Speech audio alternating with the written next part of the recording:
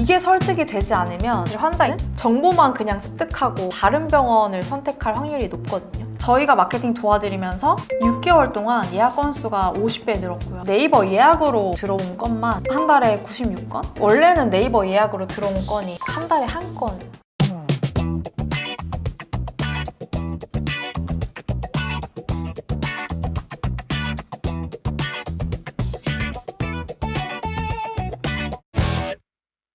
피디님 혹시 정형외과랑 마취통증 예약과 월 검색량이 어느 정도 되는지 아세요? 그 마취통증 예약과는 한 2만 정도 되고요. 정형외과는 50만이 넘어요. 25배 차이가 나죠, 검색량이. 왜 이렇게 차이가 많이 나는 걸까요? 일반인 분들 입장에서는 사실 마취통증 예약과가 친숙한 과는 아니거든요. 보통 우리가 허리 통증이나 손목이 아프다거나 목이 결렸을 때 정형외과를 먼저 알아보게 되잖아요. 마취통증 예약과를 먼저 알아보는 분들은 많이 없거든요. 네, 그래서 아직까지는 우리가 정형외과가 친숙한 과고 마취통증 예약과는 사실 생소한 과인데 이 부분을 간과하고 마케팅을 하는 마취통증 예약과 원장님들이 너무 많아요. 그래서 마취통증 예약과는 다른 병원들이랑 마케팅 접근 방식을 좀 달리해서 가져가야 되거든요. 그래서 이 부분에 대해서 제가 오늘 이 영상에 좀 담아보려고 합니다. 저희 구필 마케팅이 병원 전문 마케팅 회사잖아요. 근데 병원도 되게 여러 업종이 있잖아요. 근데 그 중에서도 마취통증의학과 원장님들이 저희 구필 마케팅을 좀 많이 찾아주시거든요.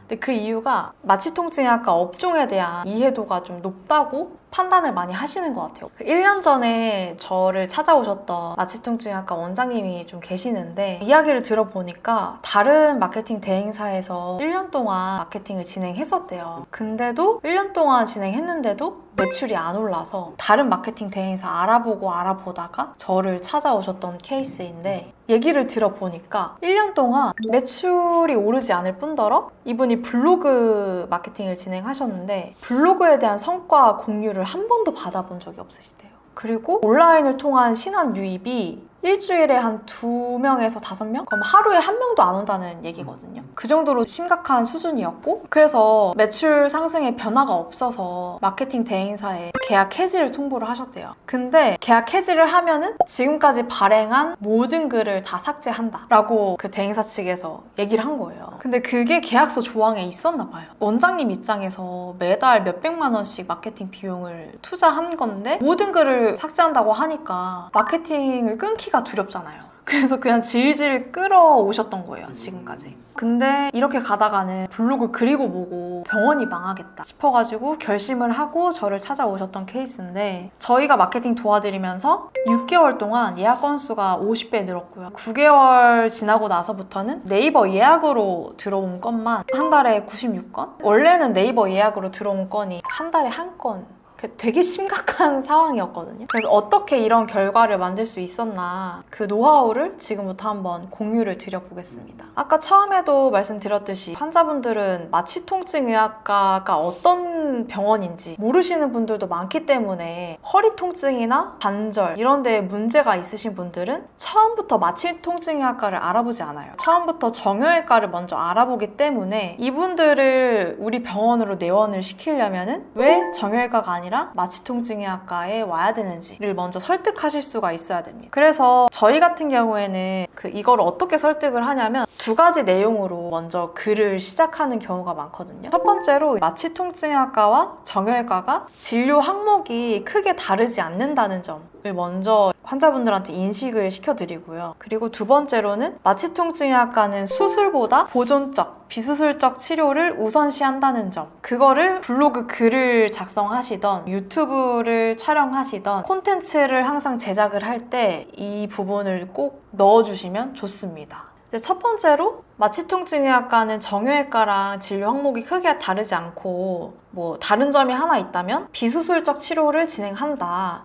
이거를 이제 환자분들 머릿속에 심어주셨잖아요. 그럼 2번째로 심어주셔야 되는 게 환자분이 겪고 있는 그 통증과 질환을 비수술로도 충분히 해결이 가능한지를 설득을 해주실 수 있어야 돼요. 왜냐하면 정형외과는 비수술뿐만 아니라 수술적인 치료도 가능한 곳이잖아요. 그러다 보니까 환자 입장에서 비수술만 하는 마취통증의학과에 가기보다는 수술을 해야 될 수도 있으니까 두 가지 선택지를 내가 선택할 수 있는 정형외과를 가야겠다 이렇게 생각하시는 분들이 많거든요. 그래서 두 번째로 꼭 설득을 하셔야 되는 게 환자분의 경우 비수술로도 충분히 치료가 가능하다. 이거를 꼭 설득을 해주실 수 있어야 돼요. 근데 이거를 단순히 말로만 설득을 하는 게 아니라 객관적인 논문이나 연구 결과를 바탕으로 실제로 환자분들이랑 비슷한 케이스에서 비수술로 치료가 됐던 사례를 첨부해 주시는 게 좋거든요. 근데 우리가 의료법 때문에 치료 사례를 직접적으로 첨부하는 게 지금 어려운 상황이잖아요. 그래서 저희 같은 경우에는 의학 정보를 좀 첨부를 해서 객관적인 자료를 기반으로 설득을 하는 편입니다. 그래서 여기서의 핵심은 비수술로 충분히 치료가 가능하다는 거를 단순히 말로만 설명하는 게 아니라 논문이나 임상 자료를 바탕으로 설명하는 게 이제 핵심이겠죠. 그리고 세 번째로 설득을 하셔야 되는 게 이게 설득이 되지 않으면 앞에 왜 통증의학과에 와야 되는지 비수술로 충분히 치료가 가능하다 이거를 설득하셨더라고 해도 왜 이 병원에 와야 되는지가 설득이 안 되면 사실 환자 입장에서는 정보만 그냥 습득하고 다른 병원을 선택할 확률이 높거든요. 그래서 마지막으로 꼭 설득을 해주셔야 되는 게 왜 다른 병원이 아니라 우리 병원에 와야 되는지 이거를 저희 같은 경우에는 좀 브랜딩적으로 푸는 경우가 많거든요. 한 가지 예시를 설명을 드리면은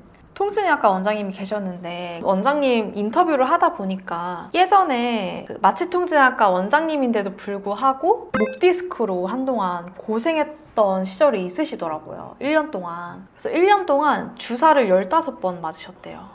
근데도 해결이 안 돼서 스스로 엄청 연구를 많이 하셨대요. 주사를 이렇게 많이 맞는데도 해결이 안 될까. 그래서 이분이 스스로 연구하다가 깨달으신 게 주사는 일시적인 통증만 해결할 뿐이다. 근본적인 원인을 해결해야 이 통증으로부터 완전히 벗어날 수 있다. 이거를 깨달으신 거예요. 그래서 이 원장님만의 치료 방식을 구축하기 시작하셨대요. 그래서 그때부터 뭐 도수 치료뿐만 아니라 깔창 치료 이런 거를 다 원장님 몸에 직접 테스트 해보시면서 원장님만의 치료 방식을 또 터득을 하신 거죠. 사실 환자 입장에서는 되게 공감되는 스토리고 여기만의 치료 방식을 이 원장님이 실제로 자신이 환자의 입장에서 겪었던 경험 그리고 환자 입장에서 통증이나 이런 거를 겪으면서 본인의 몸에 계속 테스트를 해보면서 구축한 노하우들인 거잖아요. 그래서 이 스토리가 저는 너무 매력적이어가지고 이걸로 원장님 브랜딩을 좀 도와드렸었거든요. 그래서 이 스토리를 저희가 뭐 플레이스 소개글이며 블로그며 이렇게 좀 정리를 해가지고 담았었어요. 근데 이렇게 이 원장님이 직접 환자로서 공감될 만한 스토리를 담다 보니까 환자분들이 이 원장님이라면 진짜 내 상황을 이해해 주실 것 같다. 이 원장님도 1년 동안 주사를 15번 맞으셨는데 비수술로 이렇게 치료가 되셨네?